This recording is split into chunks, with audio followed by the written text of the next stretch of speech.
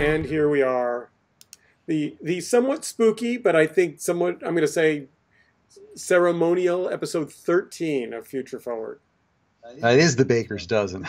Gene How are you? DeRose, Steve Rosenbaum, here to explore the immediate future and the future soon to come.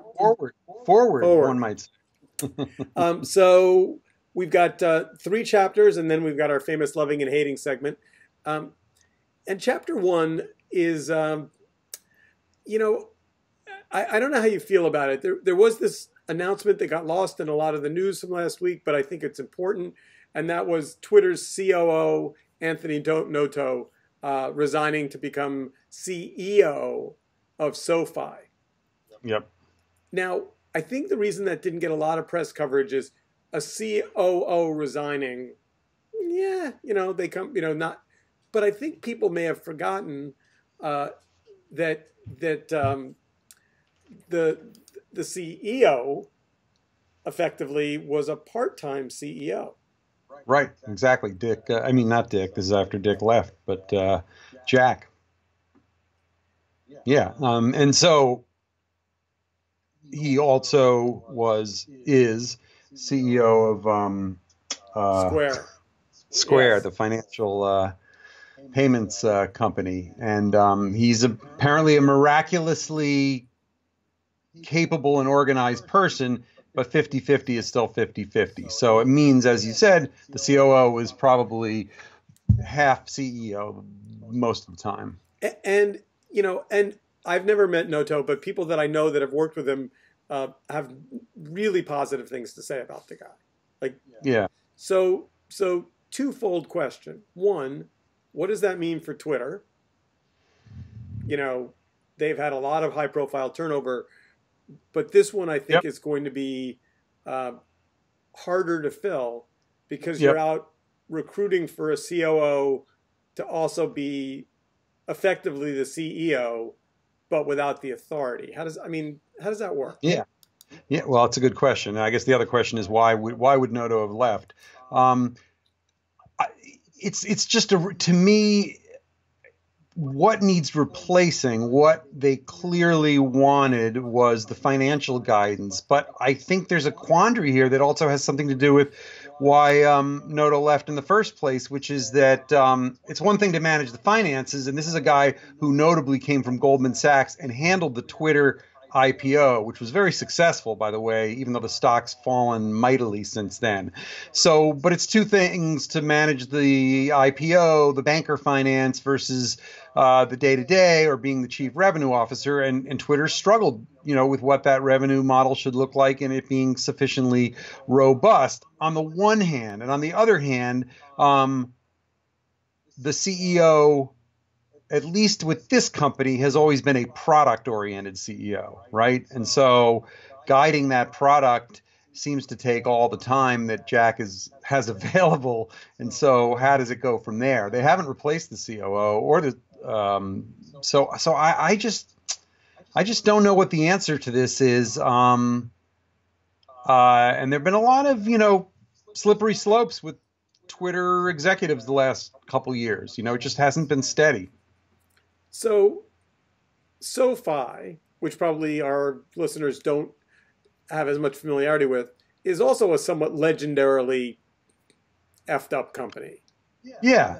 Although I would say, and so this is a good intro into it. So SoFi, which is social finance, it started as student lending and is becoming somewhat of a behemoth, going in every direction of lending with humongous. They have raised $2.1 billion since 2011, and banks are involved, and they've long been rumored to have a major IPO coming up in the next year or two. Noto clearly coming over to handle that is obviously a no-brainer. And then they had a sexual harassment, get out of here with the CEO that just came through in that was like November or December, I think. So, a lot of problems, but a lot of promise. And so the one thing I would say is from Noto's point of view, it seems a lot easier to come do this job and make a lot of money than to grapple with what are probably significant underwater stock options at Twitter, not to mention everything else, getting to be the CEO. That's so. All right. So SoFi, we think it's a good move. Noto's going to do fine there. They're going to have a good IPO. He's going to have a resume credit that says he's done 2 big IPOs. He's successful. But for Twitter, does the board? I mean, so I guess my question is, what does that mean for Jack? And I mean, again, I don't know anything about the chemistry of the two, whether they were like a really well aligned team. But right. I don't know. Well, we'll post a link. But one of the what was in the link was Jack's farewell tweet. Jack Dorsey mentioning, and it was as modern as these things get. We will always love you, and I learned from you, and you were a mentor and a partner. We understand you had to take this opportunity, yada, yada, yada. So what does that mean? It's just so hard to say. It is open season on what Twitter's direction should be right now. Should they do anything dramatic? Should they? It's really a hard one, and the thing that gets all the news is the election and the Russians and fake news and stuff. But that has nothing to do with, their quandary of flat user growth and, a failure for a revenue model to really click. And by the way, just one more Noto thing before we move on. And he had been the orchestrator of the live video. He did the NFL deal, if I remember correctly. Yep. He actually used to work at the NFL. Right. He was a CFO at NFL Online, I think, or something. So he was like able that. to pick up the phone and call the secret bat phone at the NFL and say, "We need feeds," and they got them. Yep. I didn't follow that too closely. I don't know that football on Twitter. I think that it's a failure. I've heard what you just said, but it's very inside baseball, ironically, given a football story, because they have had a failure to penetrate the realms of consumer marketing that would have to be sufficiently aware for that to, move the dial enough, right? It just sort of seems like it's an impressive thing they did. It bodes well. It's in the spirit of a lot of live streaming and plug pulling, but, hundreds of these guys seemingly now out there in the wake of, Netflix, and hard to say anybody's going to beat YouTube's decision to start broadcasting major sports events, right? So, all right. So moving on, coming up in a little bit, we're going to talk about teens and tech. But first, loving and hating. Gene, yep. what are we loving this week? So I'm going to start with hating because it leads to loving, and they are very related, and it's on some of the topic we just left. I don't know how you managed to get me right into that. So what I'm hating right now, and what I've historically hated, is YouTube's interface, its experience, its design, its organization, its intuitiveness. It's just such a mess. It's such a miracle that YouTube exists, and it has just galvanized so much user-generated video in one place and a lot of curated and referenced stuff. And they've done a good job at avoiding all that, piracy stuff to have. It's just insane what the wealth of it is. But I keep finding myself asking, is it any more than what a search engine would do to evolve this? How it goes from one video to the next, how search works, how they manage this sort of front end. YouTube is so deep and wide that it demands elegant presentation and guiding and helping you do more than just find things there. I don't find it to be a place that I'll just pop up and visit in a morning, the way I will with social networks and other things. And I try really hard. So that's hating. Loving is really loved because there have been a series of apps, and this is a tough business. Curate videos, try to make sense of what's out there on the internet, which is 90% what's on YouTube. And YouTube has tools and the ability for players to be built into apps and things like that. And so YouTube works very well decentralized. And so there have been lots of experiments, and one that I love that unfortunately folded in May was called Hyper. And Hyper was the product of some Berlin filmmakers and designers who did an incredible job at carefully finding 8 to 10 quality 3 to 5 minute videos per day from out there in the great world. And, there's a list of about 20 really great video producers that regularly do stuff. Some are newsy, some are magazine-y, some are entertainment, documentary like. And so 60% of what was in their mix were things borrowed from there. But the front end they put on it, the way they collected them, and the way they presented it to you on a daily basis was just really wonderful. And I used that, on a daily basis. Unfortunately, you can pull the content from YouTube, but you can't do things like very easily run additional ads on top of things, or, well, you know a lot about this, but it becomes very hard. You can get users out of it. Yeah, to make a business out of it. It's that simple. And other than the big guys, it's hard to stay in front of people. We're going to give you a link to their Medium post talking about their demise, and they're really, really brutally honest with themselves, and it's incredibly informative. And they just said it was hard. People loved us. We tested well. We won awards. But even our most beloved users just couldn't keep with the habit. After a month or two, they would just go away a little. It's just hard to compete with all the noise of the big guys.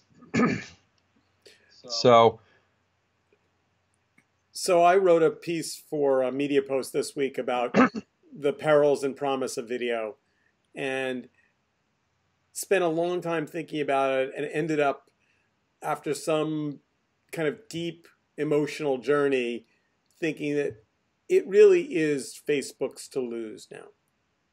That's interesting. Really? I don't know. Yeah. And when you say that, you mean what? Owning the revenues that'll come from video? So there's always been this unspoken battle between the current state of video and the future. And the current state is video is a mass medium. The people that spend money on video buy in mass. They want to reach the most number of people they can. They pay for scale, eyeballs. And no media buyer goes, oh, great, I can buy 37 sites to reach my audience of young millennials. Like, they don't want to buy 37. They want to buy one. They want to, and Facebook is the closest thing for me to being able to start to get narrowcast video channels. Maybe that's like Hype, maybe it's like something else, but that they could then sell advertisers high quality, verticalized, curated channels. Now, whether they do that or not, it's early days at Facebook Watch. Haven't seen it yet, but my fingers are crossed. Yeah, well, the one thing I'll just say is that Facebook has yet to prove, for all their success, and it's insane, that much of anything can develop substantively outside of people's visiting their daily news feeds. It's like the shopping stuff, not necessarily. People aren't searching. Stuff comes in, it doesn't come out. I don't know. I'm not sure what television programming, other than stuff flying in to your feed, is going to be like for them. Video programming, I should say. And YouTube's the exact opposite end of it. You and I have argued about this, and at some point maybe we'll have a whole episode on this, because there's so much ground to cover. But I think one of the things you have contended a little bit, or poo-pooed maybe, is, and I haven't been in the business like you have in video, that by doing the basic research, there seem to be hundreds and hundreds, if not a few thousand, of individual YouTube channels that make decent bucks, very small and independent. And is that hocus pocus? Is it just fleeting? Is it not big enough to matter to the big guys? Do we care if it matters to the big guys? Well, speaking of transitions, that's for another day. It brings us to teens. Yeah, well, it's true. And their consumption of video. There's a report out. There have been a number of them, but this latest one has a fairly stark analysis and essentially says phone addicted teens aren't as happy as kids who play sports or hang out with their friends in real life. Right. And I guess my pushback to that would be there are teens that aren't phone addicted. I mean, I don't, I mean, um, my experience among the young people that I know, both my kids and friends of, young people in general, is that the phone isn't an option any longer. Not having the phone isn't an option. Yeah. Yeah. No, I agree. And I would argue, I think there's something to be said for the emotional exploration and even danger zone that teens up till early 20s are in. We've learned more and more about that. So it's a vulnerable time. But that being said, to me, whatever you would say about teens, you would say to just most of the population up to about age 35 in terms of, it's just a de facto part of their life. But look, this interesting research is complementary to 3 or 4 other big pieces of research or major articles that we've heard in the last 3 or 4 months that have seriously questioned and started to present some longitudinal data on the effects that are negative. And parents and even teens themselves have expressed proactively, a desire to not be so imprisoned by this. The big news that is borderline non-news is that, Apple has suggested, and there have been a few articles in the last few weeks, that they're going to come out with a put your phone down solution. I'm not really sure exactly what that means, since put your own product down doesn't make much sense plausibly. But I do believe there's a very, very wide and authoritative number of people out there in the world, segments, and institutions that seem to want to tackle this. So I was in the elevator the other day, and there was a young father standing next to me, and he was holding his maybe 2-year-old in his arms. And he was holding a baby in his left arm and his phone in his right hand, and he was looking at the screen. And the screen was glowing on his face, making this very blue, and the kid was looking at the screen.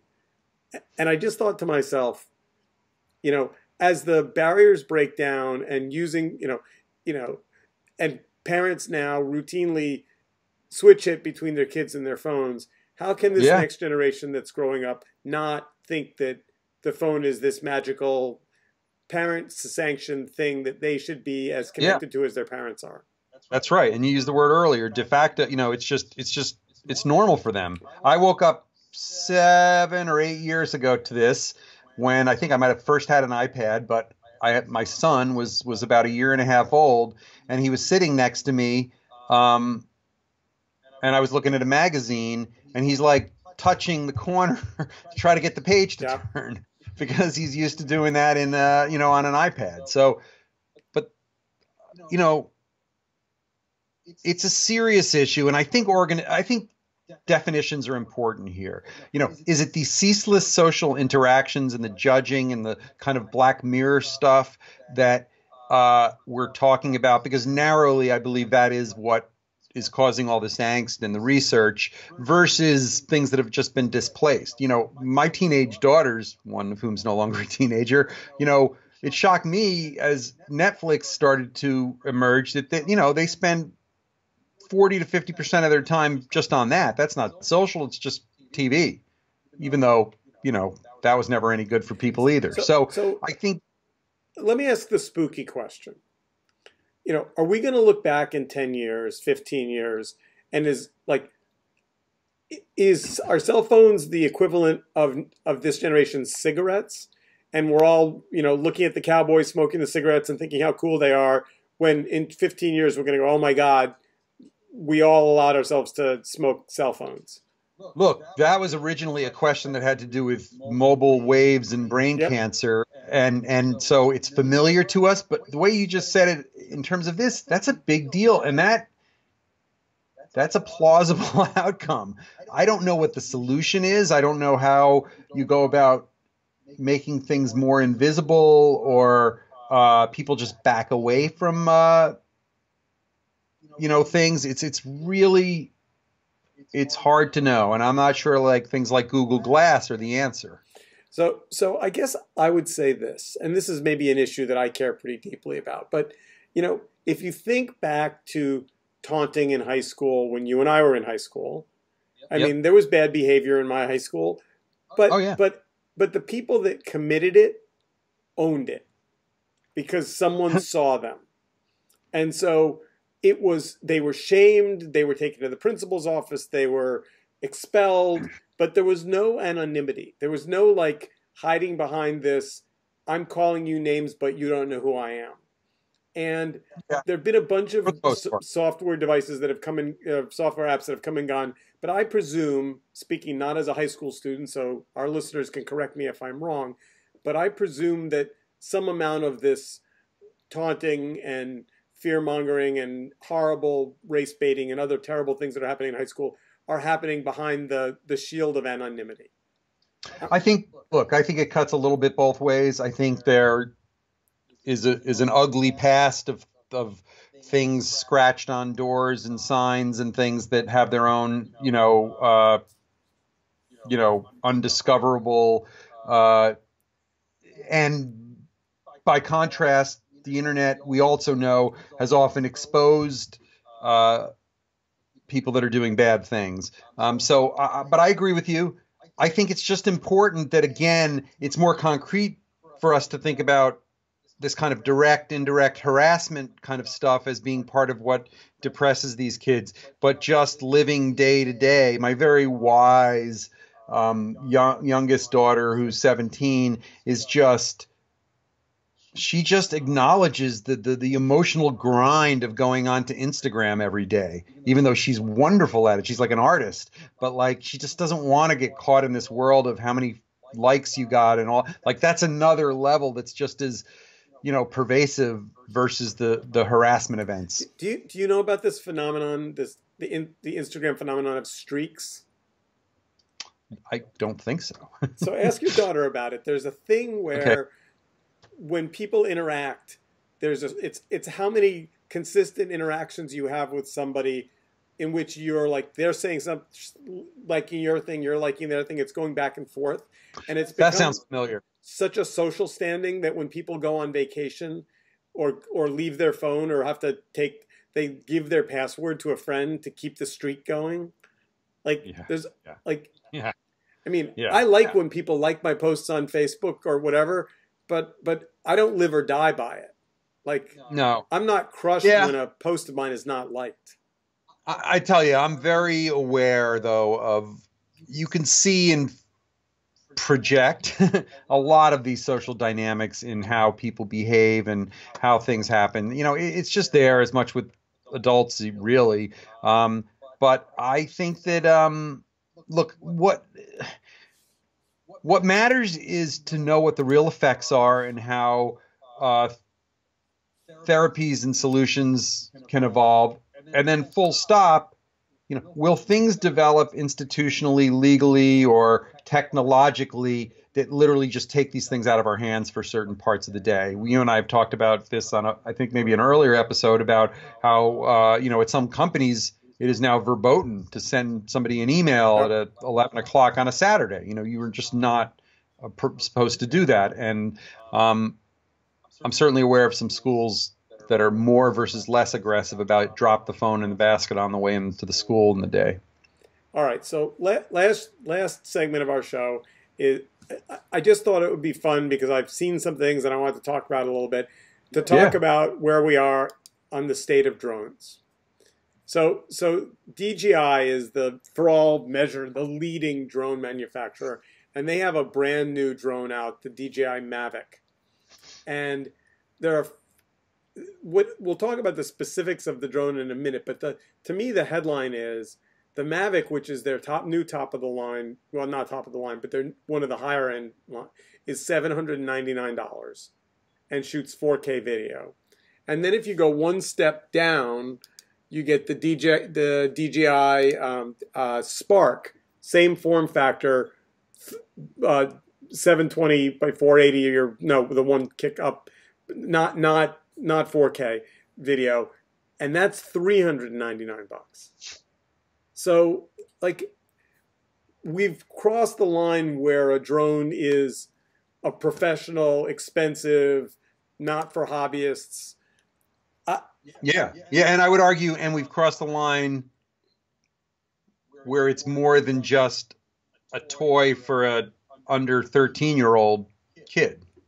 So, Although we're also flooding that zone. at the risk of falling into Black Mirror territory, Yep, it's that's exactly where we are. it's so easy now to imagine an autonomous car drives down the block, a truck, delivery truck, the roof hatch opens up, the drone comes out with your package, your groceries, whatever, drones them over to your step if you're in the suburbs, where there's a canister or some kind of a storage container. The roof opens up, the drone drops your delivery in, the roof closes, it goes back to its mothership, and it drives down the street.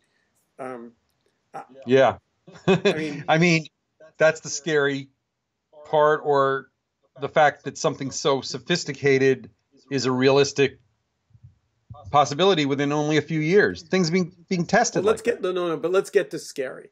It's scary when the drone has a little dart gun built into it, and if you try and molest it with a net to steal its package, it shoots a darty. Like it defends itself. Yeah. None of this. The thing is, all the stuff we're now. The thing about drones is they went from being, high-end aeronautical, complicated, technology to being kids' toys in 10 years. Well, miniaturization and horsepower in tandem are do a lot.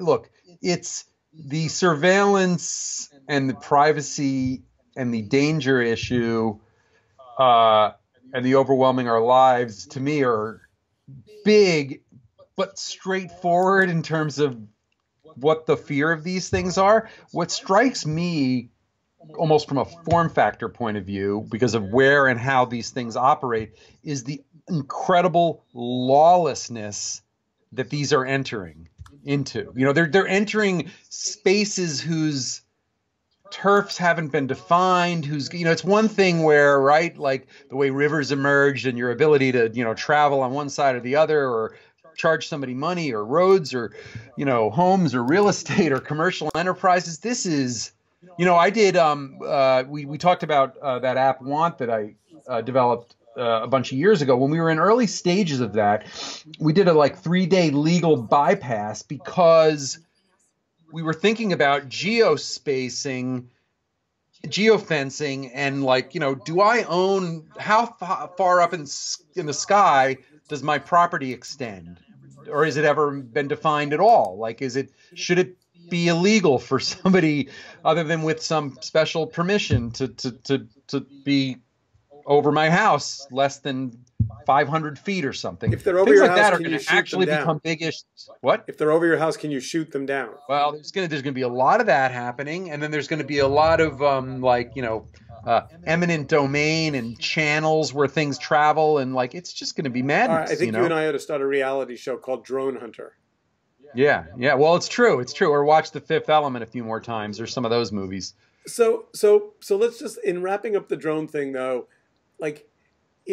is there a version of the dronification of all kinds of things, security, delivery? I mean, what are the other categories that get dronified? Well, and I'll qualitatively say, to me, this is an extreme version of what I think about the internet in general, which is, and there's both the scariest things and the most amazing, beneficial things are going to happen as a result of this. But, some of it is media. People didn't realize at first that having cameras on these things for entertainment or productivity or scientific or illegal reasons was going to be a big deal. But that's a big part of it. So everything you would think about there, sports, travel, law enforcement, 100% law enforcement is going to have to be part of it. That already happens to a certain extent. And then it's going to be a definitions thing too. I once got whiff of a project someone was bidding on to put, webcams at every street corner in the city of New Orleans, as first step on the way to doing it around the country and around the world. And, okay, what's the difference between that and a mobile drone? So surveillance, police, all that stuff, that's easier stuff too. So wait, Delivery. I'm enjoying writing Yeah. the sci-fi for a moment. So could I decide that I'm a fan of yours and I find you incredibly appealing as a celebrity, and so I'm going to stalk you and just stick my drone on you to follow you around? Look, Drone stalking, drone there's going to hunter, be drone stalking. I'm writing right. books. If there's the bus tour of the stars in Hollywood, why shouldn't somebody just prop a webcam, uh, you know, facing somebody's house from a safe public distance? I'm not saying I recommend that at all. It's terrible, but this stuff is going to be a big deal. What I thought you were saying was something that I think is fascinating, which is distributed and shared and peer-to-peer kinds of uses of things like this. Have you heard about, fractional, jet flight owning, where 500 people own the Gulfstream jet because they're just going to spend like $900 a year, but that'll get them two like amazing direct flights to the Hamptons or whatever it is they want. Well, shared and distributed uses and resources. It's easy to see a connected space age dots from this to what's going on with Uber's potential next few steps, right? Deliveries and other kinds of things. Maybe 5 drones are going to be in the back of each Uber because, you're going to want to have to fetch them and service them and, who knows what the heck. We're out of time. So This is a good. I've got to race off and write my sci-fi novel now that I've thought about drone warriors. Yep, exactly. Have an Hey, excellent week. review us, rate us, tell people about us, give us feedback. We're starting to feel good about this, and we're really going to start getting serious about trying to spread the word on this. So thanks for watching and listening as well. See you next week. All right. Bye, Steve.